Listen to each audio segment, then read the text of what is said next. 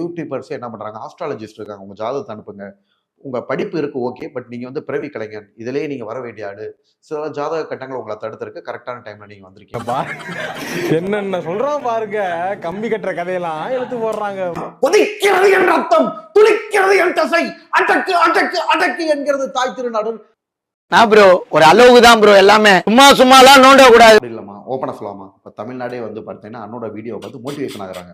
ஆளு புண்டா ஆண்டா கிடைச்சனா சின்ன போடுறாங்க. நம்மளை பார்த்து மோட்டிவேஷன் ஆனவங்க நிறைய பேர் இருக்காங்க. தைரியத்துக்கு மறுபெயர்னு சொல்லலாமா, ரொம்ப போல்டா தான் இருக்கு. யார் நீயா? அது என்னமா அப்ப கொஞ்சம் கூட வெக்கப்படாம பேசிட்ட? அதுல அண்ணனை கூப்பிடுறதே வந்து பாத்தீங்கன்னா தளபதினு தான் கூப்பிடுவாங்க. முதல் டைமா சிவாஜி கணேசனோட நம்மளை கம்பேர் பண்ணி பேசுனாங்க. அந்த பரதேசி மட்டும் என் கையில கிடைச்சா. சாப்பிடுறது என்பது ஒரு மனிதனுக்கு ஏன் தேவைப்படுதுன்னு சொல்லுங்க பாக்கலாம்.